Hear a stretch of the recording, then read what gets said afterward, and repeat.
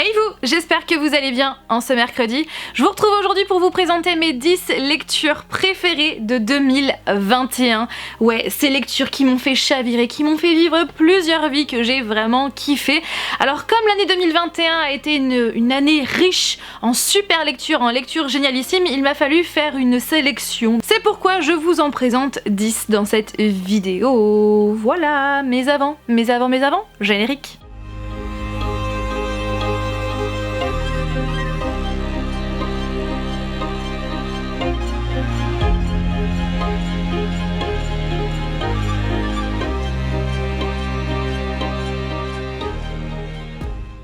Dans cette vidéo, je ne vais pas vous présenter ces livres par ordre de préférence, je n'ai pas fait de classement 10e, 9e, 8e, 7e position, non. Sauf les 3 dernières lectures que je vais vous présenter en fin de vidéo qui font partie de mon top 3 de mes livres vraiment préférés de chez préférés de 2021. Je commence donc avec Falling Again par Morgane Moncomble chez les éditions Hugo Roman dans la collection New Romance. Alors ce livre-là m'a fait passer par tout plein d'émotions. Vous avez donc le point de vue de Aaron et aussi le point de vue de Fleur. On apprend au fil du livre pourquoi justement Aaron n'arrive pas à reconnaître Fleur. Ce sont vraiment 2 personnages extrêmement attachants. J'ai pleuré, j'ai souri je ne sais combien de fois, enfin clairement c'est une pépite de chez Pépite. C'est d'ailleurs la toute première lecture de Morgane Moncomble que j'ai lue et sincèrement ça me donne envie de lire d'autres de ses œuvres.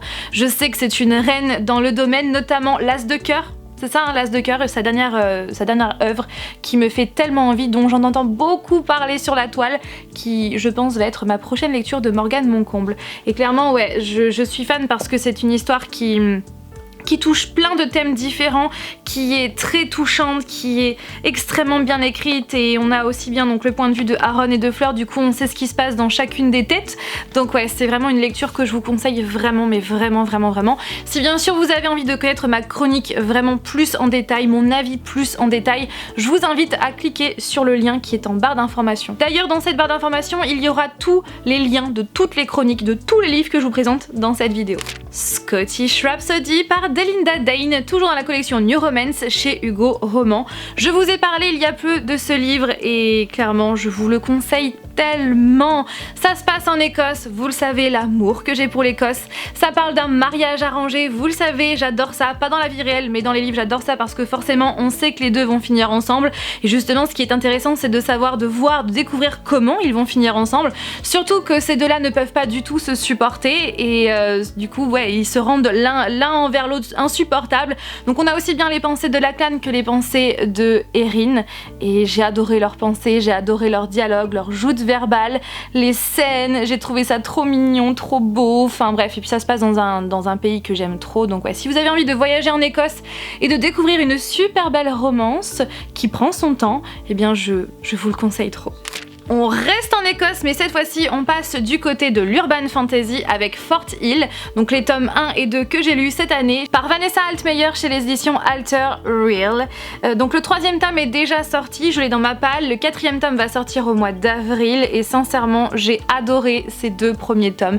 J'avais déjà eu un gros coup de cœur pour le premier mais j'ai eu un coup de cœur encore plus important pour le tome 2, c'est pour vous dire à quel point cette saga est juste génialissime. Ça parle de créatures dont on n'a pas l'habitude de voir dans les livres, tout simplement. Ça parle pas de vampires ni de fae, c'est clairement la mode en ce moment. Non, ça parle d'autres créatures et sincèrement c'est prenant, les personnages sont attachants, ils évoluent. Sincèrement c'est une saga que je vous conseille trop, puis en plus si vous avez envie de voyager en Écosse, à Fort Hill précisément, avec des créatures différentes, sincèrement vous allez kiffer.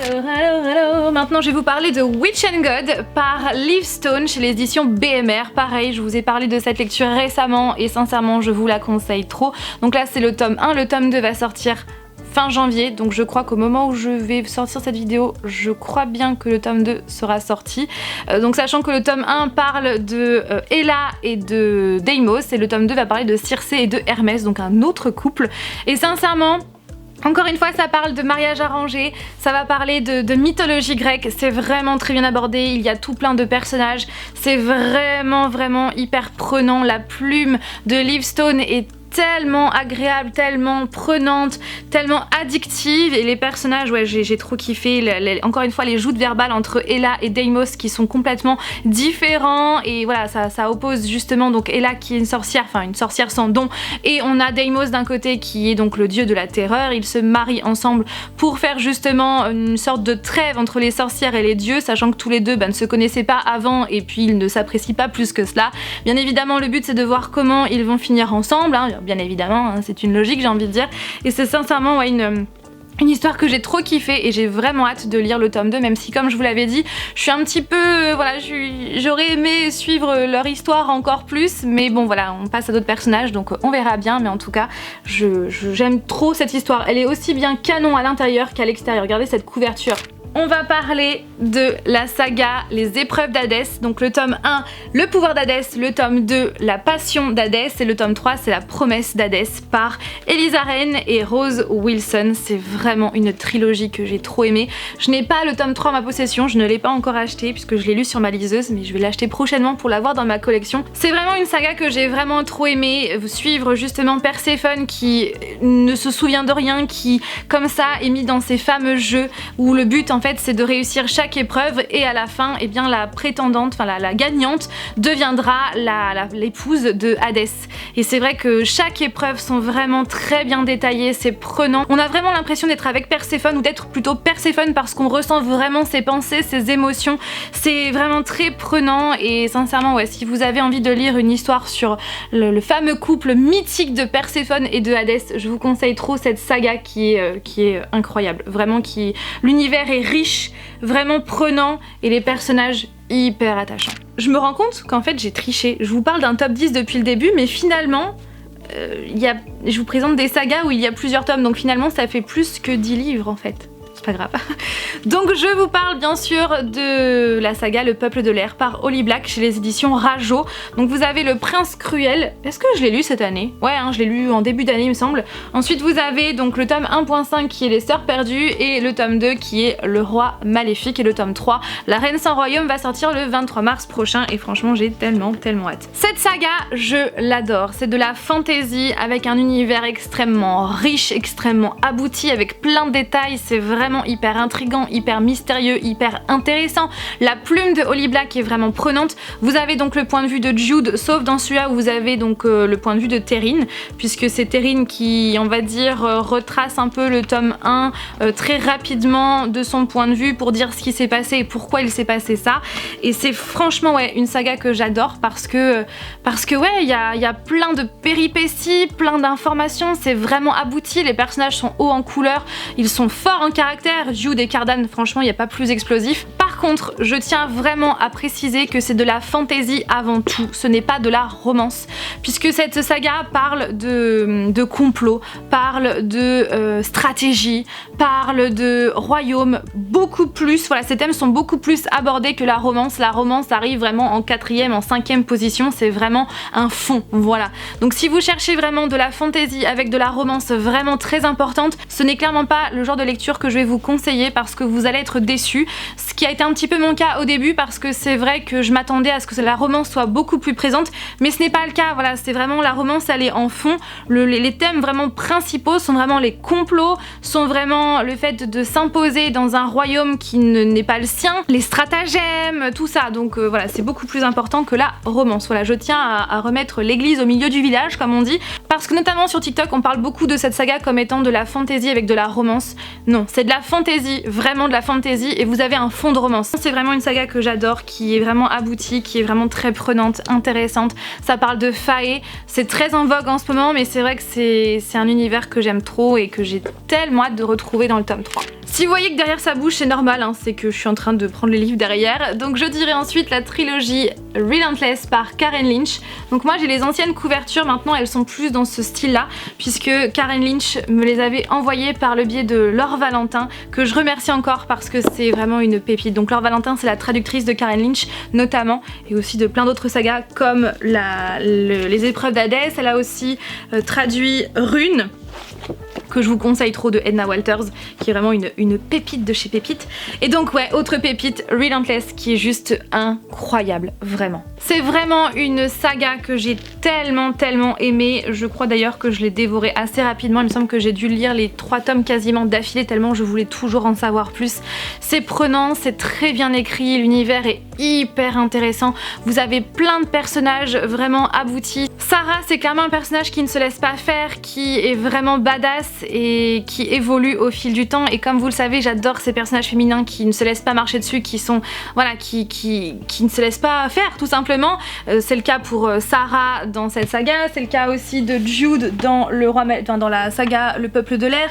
C'est aussi le cas de d'autres personnages que je vais vous présenter après dans d'autres livres. Et ouais, Sarah, j'aime trop ce personnage et l'histoire est vraiment, ouais, vraiment très prenante. Vous avez donc ces 3 premiers tomes qui sont sous le point de vue de Sarah. Ensuite, le 4e tome reprend les 3 premiers, mais dans un seul livre, sous le point de vue de Nicholas. Et les 3 autres livres, donc les tomes 5, 6 et 7 sont sous le point de vue de d'autres personnages de la saga. Donc vous avez Jordan, Chris et je sais plus le 3e, mais en tout cas ouais, cette saga, si vous avez envie de lire une saga de vampires où les vampires sont vraiment méchants, voilà, où ce n'est pas à la Edward Cullen, non, là où les vampires sont vraiment méchants, je vous conseille vraiment, où ça parle de chasseurs, ça parle de pouvoir, ça parle de trop plein de choses et c'est vraiment très abouti et hyper addictif. Et maintenant, on va rentrer dans mon top 3. Ces 3 lectures sont au même niveau, je ne peux pas les départager, c'est vraiment mes 3 plus belles lectures de 2021, sincèrement. Donc je vais commencer par celui qui me vient, à savoir Le sang et la cendre par Jennifer L. Armentrout chez les éditions de Saxus. Je vous en ai parlé il y a peu, donc encore une fois, hein, c'est pour ça aussi que je survole mes avis dans cette vidéo, parce que le but c'est de faire un condensé. Si vous voulez vraiment mes chroniques en détail, je vous invite à cliquer sur les liens en barre d'informations. Et comme je vous l'ai dit, ça a été un énorme coup de cœur pour plusieurs raisons, parce que l'histoire est très originale et très aboutie. Poppy, encore une fois, c'est le genre de personnage qui ne se laisse pas faire, mais qui en même temps essaye, pour le coup, voilà, elle vit la vie qu'elle a toujours vécue, parce que voilà, elle n'a pas d'autre choix, mais elle a envie de se révolter, elle a envie de vivre la vie qu'elle a envie de mener. Et on a donc Hawk qui intervient dans sa vie pour la protéger, qui est très mystérieux. Les personnages sont hyper attachants, enfin c'est une histoire qui est extrêmement bien menée. C'est quand même une brique, mais sachez que ça se lit extrêmement rapidement, tellement on a toujours envie d'en savoir plus, tellement c'est addictif. Et voilà, moi je ne suis encore une fois pas déçue. J'adore les œuvres de Jennifer L. Armentrout, hein. D'ailleurs je vous conseille très fortement la saga Lux, qui est une saga de science-fiction qui est juste génialissime, qui est vraiment incroyable. Et là c'est vraiment de la fantasy avec de la romance qui... Attendez, avec de la romance qui est vraiment importante, hein. Ce n'est pas comme la saga du Prince Cruel, non, là vraiment vous avez la romance qui est vraiment importante et qui je pense va être encore plus importante dans le tome 2, que j'ai tellement hâte de lire. Je ne sais même pas du tout quand est-ce qu'il va sortir, mais en tout cas c'est une pépite, vraiment une pépite qui est incroyable, vraiment qui est incroyable, extrêmement bien écrite et l'univers est vraiment génial. Toujours dans ce top 3, bien évidemment, je dirais Serpent and Dove par Shelby Maureen chez les éditions de Saxus. Encore une fois, c'est de la fantasy, mais c'est totalement différent de Le sang et la cendre, puisque là-dedans c'est plus des créatures. Vous avez des personnes avec des pouvoirs quand même assez surnaturels. Ça parle un peu d'immortalité, enfin voilà, ça parle d'ascension, d'évolution, tout ça. Là, ça parle plus de sorcières et de chasseurs. Encore une fois, vous avez un mariage arrangé dans cette histoire, où vous avez Lou qui est une sorcière, mais qui ne veut pas le dire, voilà, qui est cachée, et vous avez Reid d'un autre côté qui chasse lui-même les sorcières pour le compte de l'église. Et les deux vont devoir se marier sans que Reid ne sache que Lou est une sorcière. Enfin bref, c'est hyper prenant. Lou, c'est clairement devenu l'un de mes personnages féminins préférés de tous les temps, parce qu'elle ne se laisse pas marcher dessus. Elle a cet humour grinçant qui fait sortir de ses gonds Reid. J'adore leur joute verbale. On a aussi bien le point de vue de Reid que le point de vue de Lou, et franchement j'ai adoré suivre leurs pensées. L'histoire, elle est bourrée de révélations, de rebondissements, plein de choses auxquelles on ne s'attend pas. Il y a plein d'actions, c'est rythmé, enfin franchement c'est une pépite. Ensuite, bien évidemment Angel Fall par Susan E chez les éditions PKJ, qui malheureusement, comme vous le savez, ne sont plus imprimées, mais vous pouvez les lire sur liseuse, ou alors les trouver comme moi sur Vinted notamment, ou voilà, en occasion sur internet. Donc le premier tome c'est Penryn et la fin du monde, le second c'est Le règne des anges et le troisième c'est L'ultime espoir. Encore une fois, c'est une saga que j'ai lue il y a peu et qui fait clairement partie de mes sagas fantastiques préférées de tous les temps, ça c'est sûr et certain. Ça parle d'anges, pas des anges gentils, mais là qui veulent absolument exterminer les humains. Dans cette histoire, il y a donc une espèce d'accord tacite en fait entre Raph, donc l'ange qui a perdu ses ailes, et Penryn, qui va à tout prix retrouver sa sœur Paige. Donc du coup voilà, ils vont s'allier pour que Raph retrouve ses ailes et que du coup Penryn retrouve sa sœur. Et j'ai adoré suivre leur péripéties, il se passe plein de choses et franchement les détails sont incroyables. On a l'impression d'être aussi, nous aussi à San Francisco, d'être dans ces rues post-apocalyptiques où tout le monde se cache, où il y a très peu de survivants parce que les anges règnent en maître. J'adore. Voilà, j'adore tout simplement, c'est très bien écrit. Il y a plein de révélations, plein de réponses tout au long de ces 3 tomes que j'ai lus d'affilée parce que je voulais toujours en savoir plus. La fin est incroyable. Sincèrement, si je devais vous conseiller 2 sagas sur les anges, je vous conseillerais Angel Fall et aussi la saga Les Anges Déchus par Becca Fitzpatrick. Ce sont vraiment mes 2 sagas angéliques préférées de tous les temps, avec la mienne bien sûr, celle que je suis en train d'écrire. Et ouais, sincèrement, j'aime trop. C'est hyper addictif. Encore une fois, si vous voulez mon avis en détail, le lien est en barre d'informations. Voilà pour cette vidéo. Alors je me rends compte en fait avec du recul que j'ai dû parler très vite, mais j'avais plein de choses à vous dire et je voulais vous dire ça vraiment très rapidement pour que la vidéo ne dure pas 150 000 années comme j'ai l'habitude de faire. Surtout que pour pas mal de ces livres que je vous ai présentés, je vous en ai parlé assez récemment dans de précédentes vidéos, donc du coup voilà, je voulais pas que ça soit encore redondant, voilà. Donc n'hésitez pas vous aussi à marquer en commentaire quel est votre top 10 de vos livres favoris de 2021, toutes ces lectures qui vous ont fait chavirer. Sur ce, je vous fais tout plein de bisous et je vous dis à dimanche prochain pour une nouvelle vidéo. Bye.